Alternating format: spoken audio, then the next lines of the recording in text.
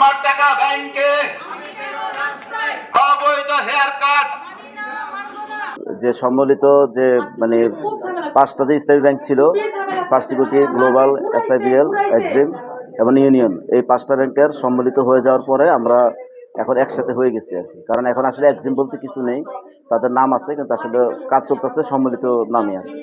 তো এই কারণে রাজশাহীবাসীরা এখানে আসে, রাজশাহীবাসী যে আমানতকারীরা আছে তারা এখানে আসছে। আমি আসছি ঢাকার থেকে, ঢাকা কেন্দ্রীয় কমিটির থেকে। আসলে আজকে মানে গ্রাহকরা প্রতি অনেক উত্তেজিত হয়ে গেছে। ওরা আজকে প্রায় 2 বছর মতো হয়ে গেছে, ব্যাংক ম্যানেজাররা প্রতিশ্রুতি দিচ্ছে। তারপরে ঢাকার মধ্যে আমরা বেশ কয়েকটা কর্মসূচি করেছি, ওখানে বাংলাদেশ ব্যাংকের সামনে কর্মসূচি করেছি। ঢাকায় গুলশান প্রশাসকের এখানে আমরা কয়েকবার কর্মসূচি করেছি, ওনাদের যে প্রশাসকগুলি আছে আমরা ওখানে 3বার করে গিয়েছি, সেখানে আমিও ছিলাম। তারপর বাংলাদেশ ব্যাংকের সামনে পুলিশ জলকামান নিক্ষেপ করছে, অ্যারেস্ট করছে, এর মধ্যে আমি একজন ছিলাম। তারপর আরো কয়েকজন এরকম মানে সাফার হয়েছে।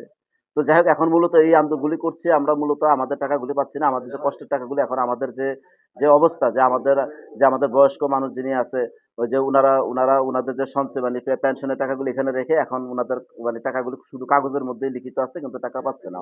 অনেকে চিকিৎসার অভাবে এই ফার্স্ট সিকিউরিটি বগুড়ার, আমি যেটা জানি, খবর পাইছি যে ফার্স্ট সিকিউরিটি একজন মারাও গেছে, নাকি একটা গ্রাহক মারাও গেছে চিকিৎসার অভাবে। তো এখন এই যে মানবতার জীবনযাপনগুলি, এই যে আমার সন্তানের জন্য আমি যে মানে টাকাগুলি সঞ্চয় করে রাখছি, অথচ আমার সন্তানের ভবিষ্যতের অন্ধকার। আমি আমার সন্তানকে ভর্তি করার জন্য আমার টাকা দরকার ছিল। আমার মনে আছে যে আমি গ্রুপে যখন কথা বলি, আমি একদম আমার চোখের থেকে পানি পর্যন্ত পড়ে গেছে, যেখানে আমি খুব শক্ত মানুষ, তারপরেও টাকার বিষয় তো এই জন্য আমি রাখতে পারি নাই। ঠিক আমার দিয়ে আমি বুঝাচ্ছি আর কি। আর এখানে তো সবাই অনেকে মানে এমন একটা অবস্থা যে যারা কিনা শুধু এই টাকার উপর নির্ভর করে তাদের সংসারটা চলতেছে, অথচ তারা দেয় কি 5,000, 10,000, এটার দিকে আজকাল এই জামানে কি কেউ কোনো চলতে পারে? একটা ভিক্ষুকও তো ভিক্ষা করে প্রতি মাসে 20-30 হাজার টাকা কামায়, আমি যতটুকু জানি। আর অথচ এখন ব্যাংক তাদেরকে দিতেছে মাত্র প্রতি সপ্তাহে 2,000, 3,000 এভাবে।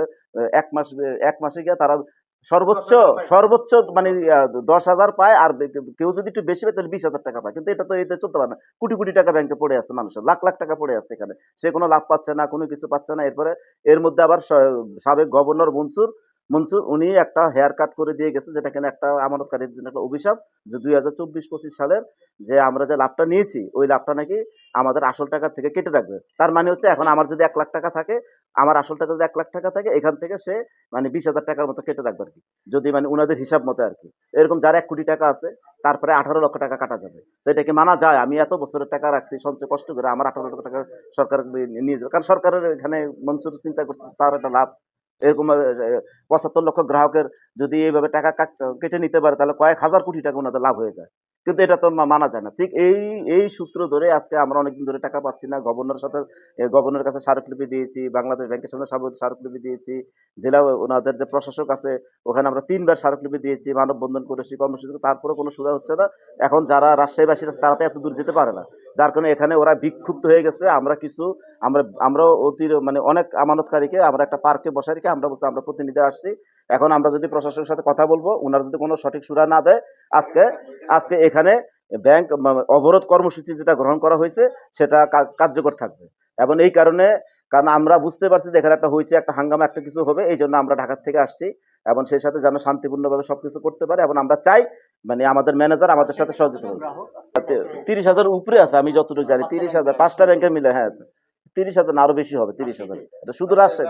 75 লক্ষ গ্রাহক সারা বাংলাদেশে, 1,42,00,000 মানে দূর, হ্যাঁ, পরিবার সহ সেটা প্রায় 3 কোটির মতো পরিবার এদেরকে নিয়ে। কারণ প্রতিজনের প্রায় 3-4 জন করে সদস্য সংখ্যা আছে।